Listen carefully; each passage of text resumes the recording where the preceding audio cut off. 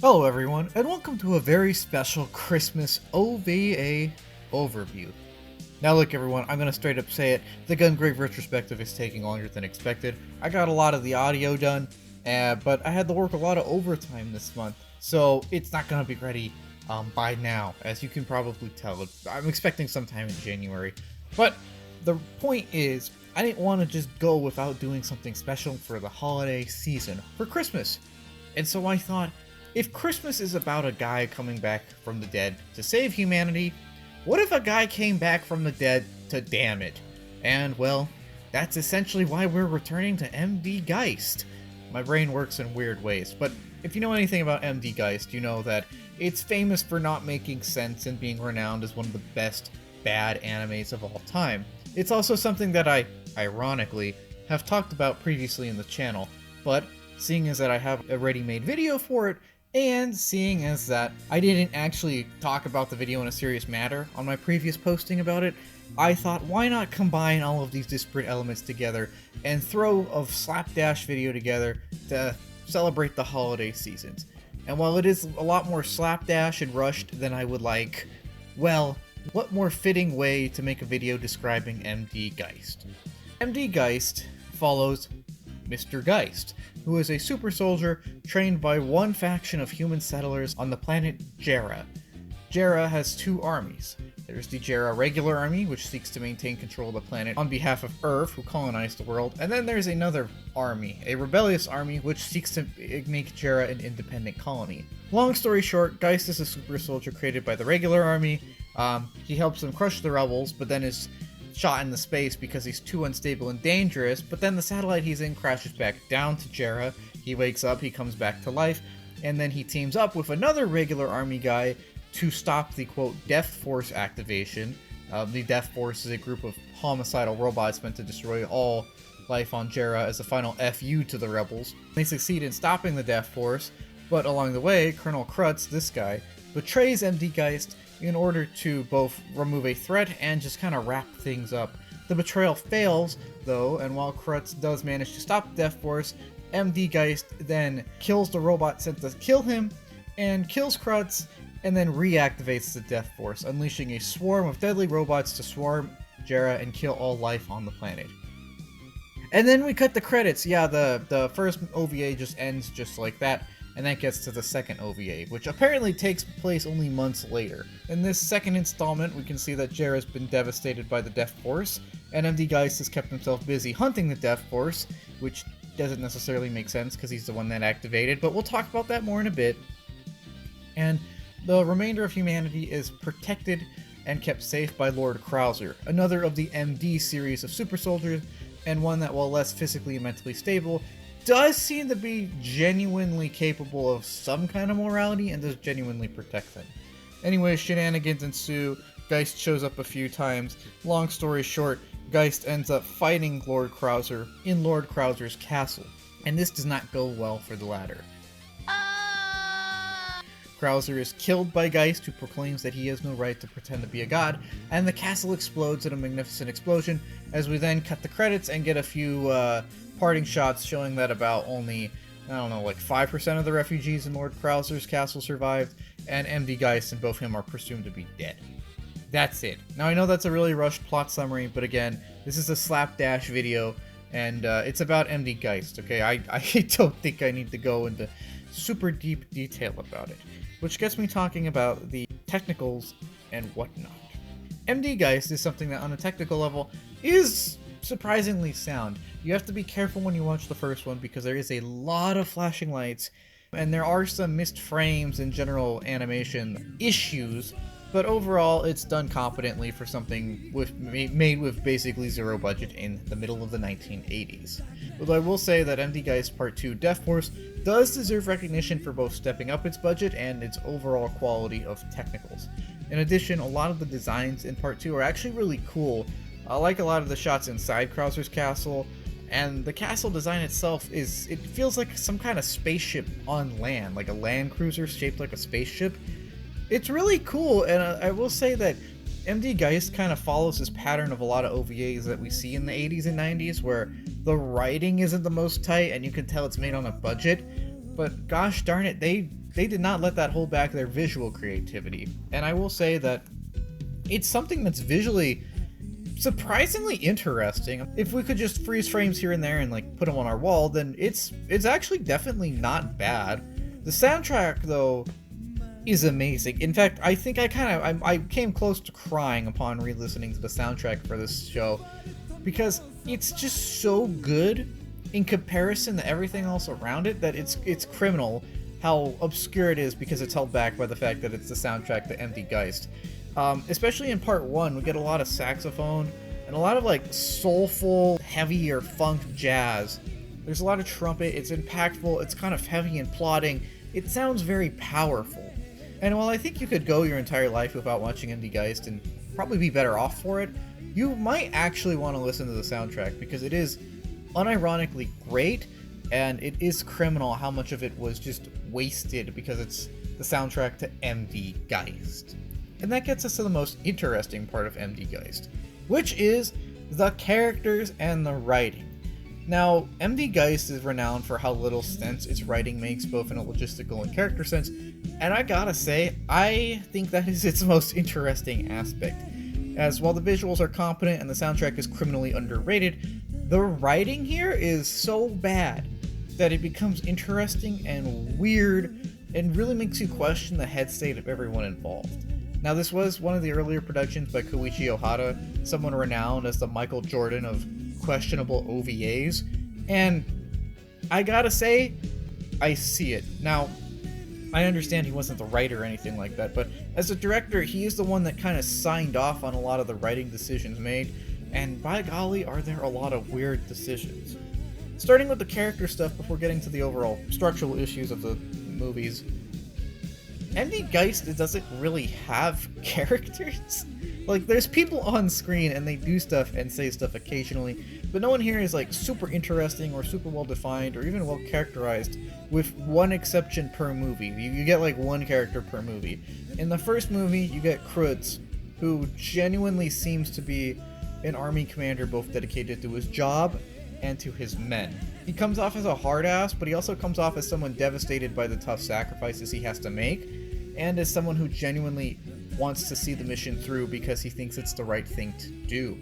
He is the guy that betrays Geist, but then again, Geist is a psychopath who's proven to be an unstable killer, so I can see how a mission-based guy would betray someone under these circumstances, even if that other person did just literally volunteer to help his cause. In addition, Krutz is the only one that seems to have any kind of logical motivations, because his motivations are the only ones that are really kind of defined. He wants to stop the Death Force because the Civil War is over, and at this point he just wants to wrap things up and help stabilize what little piece is left on Jarrah. Solid motivation, solid characterization, and even decent voice acting. So Krutz is definitely the most interesting character of Part 1 from a character standpoint. And that gets us to the rest of the characters from Part 1, with the exception of Geist, who will get his own segment. Everyone else from Part 1 is fascinatingly bland or dense. On one side, there is, of course, bit characters who have one or two lines of exposition or say a random line in the background, and not really any need to talk about those guys because, well, that's all they really do. But on the other hand, you have a cast of characters that are incredibly dense, most notably Paia, which is the female gang leader. She's interesting because she tries to seduce Geist and never succeeds, and then just doesn't let go. So for context, Geist gets his power armor back in the first 5 minutes of the movie when he kills some gang leader for it, and Paia just sees him as so powerful that she instantly says, MD Geist, you need to join us and be my man, let's conquer Jarrah together, or something like that. And her characterization is just so comical, because all she wants to do is get with this guy who's super strong and she thinks can protect her. He rejects her, and then she just follows him obsessively anyways. And there's a lot of funny scenes where she's like trying to seduce him and like be romantic or something, and he literally just says, I'm going to bed, or I'm not interested, or that means nothing to me. And yet she still tags along and tries to get with this guy, and it's really funny in a really backwards, sad kind of way. And it's interesting too, because you're like, what is she doing? Why is she still trying to get with this guy? But she doesn't actually do that much in the actual movie. Like, she doesn't really do anything. But again, it's a fascinating little extra tacked on bit that's just here. And that gets us to the characters of part 2. Again, you kind of get one good character, Krauser, and then a bunch of other characters who are kind of interesting, but don't necessarily have too much fleshed out about them. Dr. Breston is the example like that, who, I mean, he has motivations, he wants to like refine the MD project, and he's kind of a mad scientist, but not super defined other than that. He's kind of a snake too. And then we also have this guy who kind of serves as a secondary antagonist, I guess. Also kind of interesting, but also not super defined. And then we get to Lord Krauser, who is probably the most nuanced character in the entirety of MD Geist, and therefore the most interesting. He's this blue guy, and arguably, quote, the only stable MD ever made, which is saying a lot because he is still incredibly mentally and even physically unstable. He acts as a sort of savior for the refugees on Jera, using his powers to corral them together into his sort of castle, where he acts as the leader of the human survivors and attempts to both destroy the Death Force so that they can resettle the Earth, and just kind of enhance his savior air. He's fascinating because, on one hand, his motivations seem to come from a genuinely good place. Like, I genuinely think he wants to help these people. And yet, on the other hand, he's very clearly unstable and not necessarily fit to rule at all times. He's very mercurial, going between psychotic and selfless. And the fluctuations between these two paint a fascinating portrait of a very flawed, but still very capable leader, who, again, on paper at least, seems to genuinely want to do the right thing, even if his motivations for doing so are not always the most wholesome. Like, I think part of it is an ego trip for him, but part of it also seems to be he genuinely despises Geist and the destruction that he stands for. This, of course, turns Krauser into a kind of tragic hero, or tragic character, when MD Geist kills him, because he has to remind us that he is the main character of these movies. And that gets us to MD Geist himself. MD Geist is the core of these two movies, and also the reason they don't make any sense, because his motivations are just so weird and undefined that if we don't take time to think about them, they make literally no sense and they come off as extremely contradictory. And this isn't because they did a great job writing a deep character or because he's very nuanced, but because, and I'm just gonna say it, the execution is so botched here that you kind of have to zoom out and perform some kind of autopsy post-mortem. You see, I think Geist is supposed to be characterized as a man who sort of lives in his PTSD, a man for whom the war never ended, and who wants to see it through because that's all he knows at this point. He's set up as the sort of good guy in part 1, and then he reactivates the Death Force, even though he agreed to stop it, which establishes him as kind of like the bad guy, and then he shows up in part 2 killing the Death Force, which is a good act, but it doesn't make sense because he also reactivated the Death Force, and then he ends part 2 by killing Krauser and just kind of screwing everyone over, which, again, that's kind of a bad guy action. And this flip-flopping in motivations just doesn't make sense from a logistical standpoint, and not enough is done making him an emotionally interesting or deep character to rectify or rationalize his actions either. Now again, I think that what they were going for is a man trapped in the past who kills because he thinks he's killing his, quote, true enemy, and because he's like physically and mentally stuck in the past. Someone going through some kind of deep personal PTSD experience. Think like that one Rambo movie where he gets arrested in America, where Rambo thinks he's still in Vietnam, but he's clearly not. I think it's supposed to be something like that.